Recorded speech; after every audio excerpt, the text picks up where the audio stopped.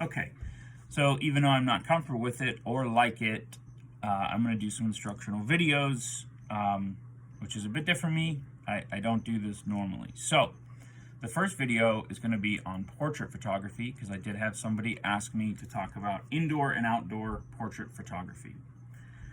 I don't do a ton of portrait photography, but with my animal photographs and stuff, technically they are a portrait, so it's the same concepts. The number one thing in any photography, so that this will help you for anything you're doing, is light. Understanding light, understanding where light is coming from, and how strong the light is, and how it is affecting your subject. So, in general, you always want to have the light at your back to, frame your subject and get out all the shadows and make them look clean. It lets you have a fast shutter speed, so everything's sharp and good. But you also have to be mindful if the sun is at your back and your subject are squinting or whatever. I mean, that's not going to work either. In some cases like that, you're better off taking your subject by a tree in the shade just to get smooth light. And that's one of the things I'm going to talk about. We're going to use Christmas Yoda as an example because he's Christmas Yoda. And so one of the things for me in portrait photography that we see that really ruins things is when you see light half of the face when it's not meant to be, or the worst really is spots of light. So you're in the shade, but there's a tree with leaves, and these little spots of light are everywhere. Slow down when you're doing portrait photography. Look at the subject, look at that light, and if you see those spots coming in, move them. Because, some of these pictures are going to be viewed for 50 years, and we want them to be good, and there's no reason that even an amateur or somebody who just picked up a camera yesterday can't be better at it. And those little things like light and where they are on the subject makes you a lot better, makes your photos stand out, makes them clean. Another thing with portrait photography on that same aspect of the picture being viewed for years and years, try to avoid logos and stripes and designs and trendy things in your photos. I know sometimes, like in a senior picture, it's okay because it's a senior picture, but a general profile photo, try plain colors or things that are timeless. Nobody wants to look 50 years later at something and see things that are to that period, because then the photo really isn't timeless anymore. It's set in that period. It's why a lot of good portrait guys use black and white, because it makes things timeless, smooth, and keeps a nice image. As far as light, in other terms, I don't use a lot of flash. I much prefer natural light.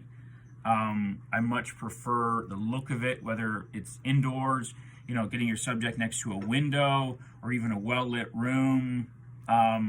It is much better than using harsh flashlight, unless you have like a studio setup. But like I said, this is for people starting out with an iPhone or a Droid or $100 camera they bought at Walmart. You can still take good pictures with all of those things. Outdoors, sometimes you are better off in the shade or an overcast day just because it's smooth light. That's the key, smooth light. Everything looks clean and clear.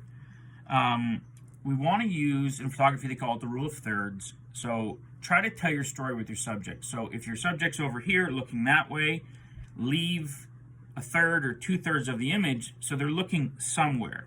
I see people that crop things really close, and then you have this subject that's close and we can see them, but they're looking to the right and there's nothing to the right. There's no room.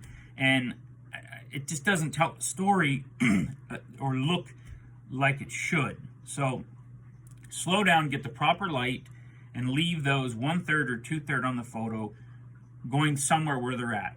Tell the story. Another thing to keep in mind, and sometimes I forget this all the time because a picture to me is what I see with my eyes.